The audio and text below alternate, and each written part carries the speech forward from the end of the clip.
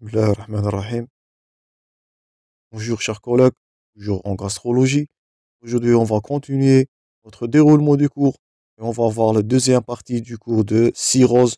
Et aujourd'hui, on va voir les tableaux cliniques. À noter qu'il existe deux formes. Il existe la cirrhose dans sa forme composée qui serait notre intitulé dans cette partie et les formes décomposées ou bien dites les formes compliquées où on va noter l'acide, l'hémorragie, l'encéphalopathie hépatique qui est la complication à craindre et la greffe néoplasique comme on a vu précédemment dans la physiopathologie.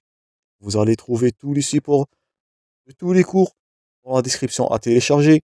Je vous invite toujours à abonner, chers amis, pour recevoir ces vidéos durant toute l'année. N'oubliez pas un j'aime, un maximum de partage afin que ces vidéos-là vont atteindre le maximum des étudiants le plus tôt possible. En commençant premièrement par la cirrhose compensée. Donc là, dans la clinique, on note des signes généraux. Donc c'est de l'asthénie qui est modérée. Donc c'est à noter et c'est à comparer avec la cirrhose, plutôt avec la cirrhose bien décompensée. Donc les circonstances de découverte, c'est de l'asthénie. Parfois la découverte, elle est fortuite devant des anomalies cliniques, des anomalies biologiques ou des anomalies échographiques.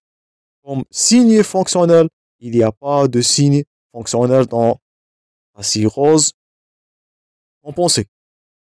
Et les signes physiques, donc ça on a vu précédemment dans la physiopathologie, on note premièrement les signes de l'hypertension portale, c'était la splénomégalie et la circulation veineuse collatérale. On note aussi une hépatomégalie qui est, je répète, qui est ferme, non douloureuse, avec un bord qui est tranchant. Donc ça c'est à retenir. Faites attention, il faut différencier entre un foie cirrhotique et un foie congestif et un foie malheureusement néoplasique, un foie qui est cancéreux. Donc un foie de la cirrhose, je répète, il est ferme, il est non douloureux, ça c'est à retenir, avec un bord qui est plus ou moins tranchant. Les signes d'insuffisance hépatocellulaire, c'est l'angiome stellaire, l'érythrose palmaire, ça c'est à retenir, c'est le tableau clinique typique de cirrhose.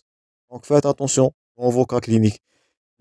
L'hypogonadisme et de la gynécomastie. Donc ça, c'est l'angiome stellaire.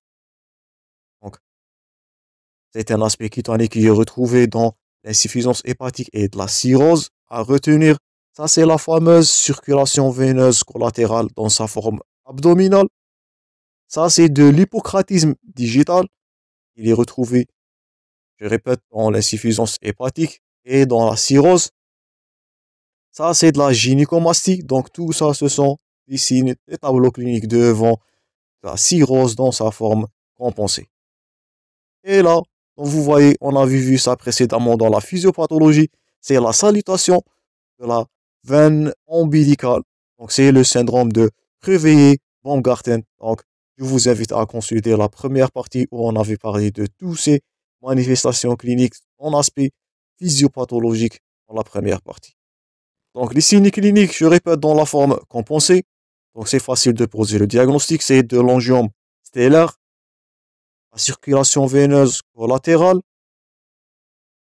l'hypocratisme digital. Donc si on vous pose la question, quelles sont les manifestations cliniques devant une cirrhose qui est compensée, je répète, l'angiome stellaire, la circulation veineuse collatérale, c'est facile à retenir, l'hypocratisme digital, la gynécomastie, et parfois, c'est rare, mais ça peut exister, faites attention, c'est le syndrome de Crevillé-Baumgarten, c'est la salutation de la veine ombilicale ou bien du réseau veineux ombilical, et ça va donner cet aspect-là.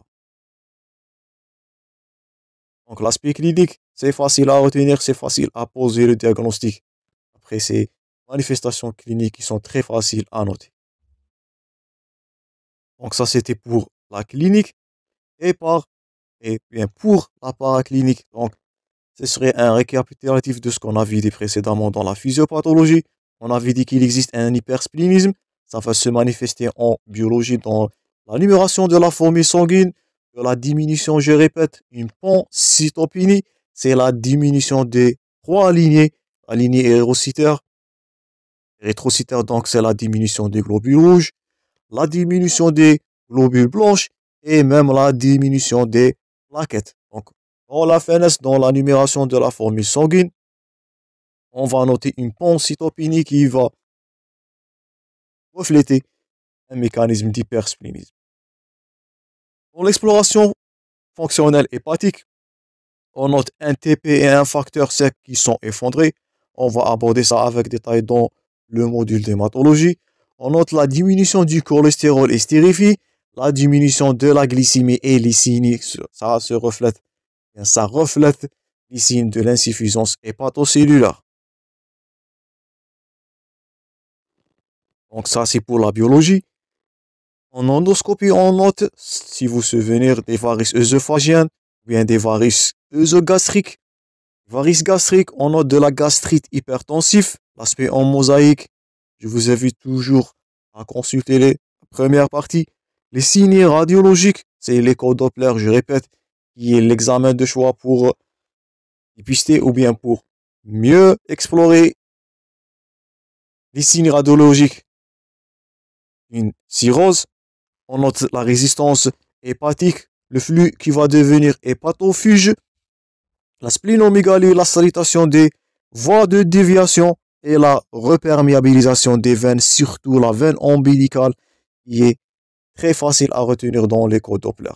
Dernier examen, c'est la PBH, c'est la ponction biopsie hépatique, et on va noter les nodules de régénération et l'aspect de fibrose.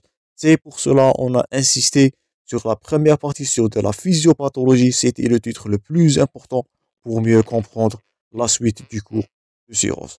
Donc, l'aspect clinique, c'est le plus facile possible. Les examens complémentaires vont revenir un aspect biologique qui va refléter un hypersplénisme, une insuffisance hépatocellulaire, des varices gastriques, œsophagiques et œsovasogastriques et une gastrite hypertensive qui va refléter l'aspect endoscopique de la cirrhose, les signes radiologiques, l'écho-Doppler, l'examen meilleur, ou bien l'examen de choix pour mieux percevoir les manifestations radiologiques et la ponction biopsie hépatique pour poser le diagnostic de cirrhose où on va noter deux critères. C'est l'aspect, je répète, de nodules de régénération et les fibroses, les fibres de collagène qu'on a vu précédemment. Donc là, vous voyez, les signes endoscopiques d'hypertension portale, c'est les varices œsophagiennes. Donc, grade 1, grade 2, grade 3, on avait parlé de ça dans la fois passée. Donc, c'est parmi les signes endoscopiques, les varices œsophagiennes et même des varices gastriques. Donc, ça, c'est des varices gastriques. Bien des varices œsogastriques. Là, ce sont des varices œsophagiennes. Et je répète, la rupture de ces varices-là va poser un risque de saignement, une hémorragie par rupture de varices œsophagiennes qui va témoigner de signes de gravité. Bien, c'est une complication à craindre devant une cirrhose. Là, vous voyez des varices œsogastriques. Ça, sont situés dans la grosse tubérosité et là, dans la petite courbure. Là aussi, c'est l'aspect des varices œsogastriques. Là, c'est la gastrite hypertensive. On avait vu ça précédemment, l'aspect mosaïque dans la forme modérée et l'aspect rouge, le saignement là, devant une gastrite hypertensive qui est sévère. Donc ça, c'est les signes endoscopiques toujours, je répète. Ça, c'est la gastropathie hypertensive. La forme hémorragique. Et là, on note des varices ectopiques. Donc, ces varices-là, on note des varices duodénales, comme on a vu précédemment, des varices rectales et même des varices qui sont ectopiques. Dernièrement, dans la ponction biopsie hépatique, qui peut être transcutanée ou transjugulaire, c'est l'examen qui va vous permettre de mieux percevoir les lésions sur l'aspect anatomopathologique, sur l'aspect histologique, où on va noter les signes des nodules de régénération qui sont mieux illustrés là, et l'aspect blanchâtre là, c'est de la fibrose. Donc c'est ça ce qui va témoigner ou bien qui va refléter une cirrhose qui est en train de se manifester. Donc là, vous voyez, c'est des carottes hépatiques qui sont retenus après une ponction biopsie hépatique. Donc ça, c'est par voie transcutanée. On peut la faire par voie, je répète, transjugulaire. Et notez bien, donc cette biopsie, elle ne peut pas être effectuée dans tous les cas. Il existe des contre-indications qui sont bien sûr à retenir. Donc il existe des contre-indications qui sont générales. Je vous invite à les noter. Ce sont fréquemment répondus comme question d'examen. Les contre-indications de la PBH, de la ponction biopsie hépatique. Donc des contre-indications générales, des contre-indications locales et des contre-indications régionales. Donc, pour les contre-indications générales, ça c'est à noter bien sûr, le trouble de l'hémostase. Un TP, un taux de prothrombine qui est inférieur à 50%. On va aborder ça avec détail en hématologie, je répète. Un temps de saignement qui est supérieur à 10 secondes. Donc tout ça, on va l'aborder dans l'exploration de l'hémostase. Un taux de plaquettes qui est supérieur à 80 000 par millimètre cube. C'est une contre-indication qui est générale. Et un patient qui est non coopérant. Donc, c'est difficile de faire une ponction, une ponction biopsie hépatique. On doit avoir la coopérance totale du patient, un malade ou bien un patient non coopérant.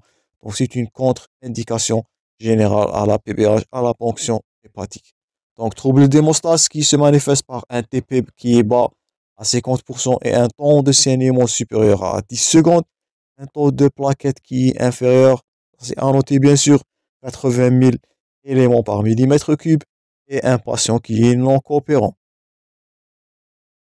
Deuxièmement, des contre-indications qui sont locales, donc hépatiques. Premièrement, la dilatation de la voie biliaire intrahépatique. Donc, c'est une contre-indication à la fonction. Donc, dilatation des voies biliaires intrahépatique. Deuxièmement, un foie vasculaire ou bien un foie congestif. Le risque de saignement là, il est très important. C'est une contre-indication locale. Une tumeur qui est vascularisée. On va avoir ça dans les tumeurs hépatiques ou bien les cancers malignes du foie. Vous allez voir que ce sont des tumeurs qui sont malheureusement bien vascularisées. Ça, ce qui favorise la dissémination rapide et le risque de saignement, le risque hémorragique. C'est une contre-indication, je répète, à la ponction hépatique et le kyste hydatique qui serait notre cours dans les prochains cours de cette série. Donc, toujours on traite les modules en enchaînement. Donc, la dilatation, le foie vasculaire, un foie congestif,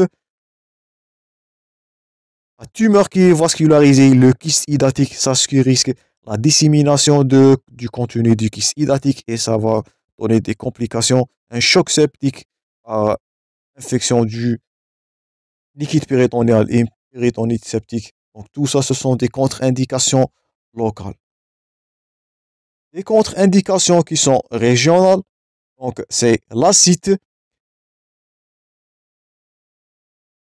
un épanchement pleural droite et une crise d'asthme. Donc tout ça, ce sont des contre-indications de la ponction biopsie hépatique. Donc si on récapitule des contre-indications générales, l'hémostase qui se manifeste par le TP, le temps de saignement, les plaquettes, la non-coopérabilité du patient, les contre-indications locales, la dilatation des voies biliaires intrahépatiques, le risque hémorragique devant un foie congestif, bien un foie cardiaque, une tumeur qui est vascularisée, surtout si celle dernière est maligne, et le kyste hydatique. Donc, c'est le risque d'un choc septique qui est mortel malheureusement. Et les complications régionales, c'est de l'acide. Faites attention, c'est une contre-indication à la PBH. L'épanchement pleural sous-jacent qui est droite et une crise d'asthme. Donc, retenez ça bien. Je répète, ce sont des thèmes fréquents dans les examens. Donc, ça, c'est la manœuvre par voie transcutanée. On peut le faire par voie qui est transjugulaire, n'oublie pas ça. Soit transcutané, soit transjugulaire. Ça, c'est l'aspect de la biopsie. Et ça, c'est l'aspect microscopique étude histologique. Je répète, on avait vu ça précédemment dans la physiopathologie. Vous voyez là, ça c'est des nodules de régénération. Ça va causer de l'hypertension portale si vous vous souvenez du premier cours. Et l'aspect blanchâtre, là, je répète, c'est de la fibrose. Donc c'est l'aspect fibreux avec des nodules de régénération. C'est un aspect très évocateur d'une cirrhose. Ou bien c'est un diagnostic de certitude de la cirrhose. Donc ça, c'est la ponction biopsie hépatique, un examen de certitude, mais il reste un examen qui est invasif. Donc ça, on connaît dans l'anatomopathologie. La ponction, c'est un examen de certitude, mais malheureusement, c'est invasif, c'est douloureux. Notez bien qu'il existe une place des tests qui sont non invasifs. Et le test à retenir, c'est le fibrotest à l'aide du fibroscan qui est mieux illustré à droite. Donc avant de conclure cette partie, on va voir la notion du test ou bien du fibrotest qui est réalisé à l'aide d'un fibroscan. Donc il est scoré de 0 jusqu'à 1 et au-delà du score qui est F2, donc F3 jusqu'à F4, là il s'agit de la fibrose. Donc F0 jusqu'à F1, c'est un aspect physiologique. De F1 jusqu'à F2, donc là c'est où la cicatrice va commencer, ou bien ça c'est de la fibrose qui va s'installer, et là la destruction, ou bien la cirrhose, au-delà de F2, c'est-à-dire de F3 jusqu'au F4, là on est dans le terrain de la cirrhose. Donc il est calculé par la formule là, azote divisé par le taux de plaquettes multiplié fois 100. Donc c'est au-delà si la quotient là, ou bien le résultat qui est supérieur à 1,5. Donc là on est en stade F2, c'est là on va noter en jaune là l'aspect de fibrose vers l'aspect de cirrhose totale, la destruction totale du foie. Donc notez bien, au-delà de F2, c'est pathologique, c'est ce que vous êtes en train censé de retenir d'après du fibrotest. F0, F1 physiologique, F2 là, c'est où la fibrose commence, F3 vers F4, c'est de la sévérité de la fibrose. Donc, F4, c'est la destruction presque de la totalité du foie. Ce fibrotest, notez bien, il a des relations intimes avec de 5 éléments que vous êtes censé de retenir. Donc le fibrotest, il a de la relation avec, ou bien c'est un quotient qui se varie avec l'alpha-2 macroglobuline, la bilirubine totale, le gamma-GT, la polypoprotéine A1 et de l'aptoglobine. Ce que vous devez retenir, c'est ces trois premiers paramètres, c'est-à-dire l'alpha-2 macroglobuline et de la bilirubine totale et gamma-GT. Donc ils vont augmenter de façon qui est équivalente avec le degré de la fibrose. Donc, à chaque fois que le degré de la fibrose augmente, ça c'est à retenir, c'est une question fréquente d'examen. Donc, à chaque fois que le niveau de la fibrose augmente, comme indiqué là dans la fiche, vous allez noter l'augmentation des trois premiers paramètres. Donc, l'alpha de macroglobuline, la bilirubine totale et le gamma GT, donc ils vont augmenter à chaque fois que le taux de la fibrose qui va augmenter. Par contre, la polypoprotéine A1 et de l'aptoglobine, ils vont se diminuer à chaque fois. Donc, ils vont diminuer de niveau à chaque fois que le degré de la fibrose il va augmenter. Donc, si on résume le fibrotest, c'est un examen, je répète, non invasif, qui est dû au fibroscan au-delà de F2, qui signifie un quotient qui est supérieur à 1,5. C'est l'azote divisé par les plaquettes multiplié fois 100. Donc, s'il est supérieur à 1,5, là, c'est un stade F2. Donc, ça, c'est de la fibrose qui est en train de s'installer. Voire F4, c'est la destruction totale ultime. Et il est relié avec ces 5 facteurs ou bien les 5 valeurs. Donc, les trois premiers, ils vont augmenter. Ça, c'est à retenir à chaque fois que le degré de la fibrose augmente. Donc, l'alpha-2 macroglobuline, la bilirubine totale et le gamma-GT, vont augmenter à chaque fois que la fibrose augmente. Par contre, la polypoprotéine A1, l'aptoglobine, ils vont diminuer à chaque fois que le degré de la fibrose il va s'augmenter. Donc, ça va nous permettre de suivre, si on peut utiliser le terme, l'état de fibrose du foie. Donc, ça, c'est tout pour les manifestations cliniques. Je vous rencontrerai prochainement dans la suite du secours où on va aborder les complications, les étiologies et bien sûr la conduite thérapeutique. Je vous remercie pour votre attention. Je vous rencontrerai très prochainement. Bon courage et au revoir, chers collègues.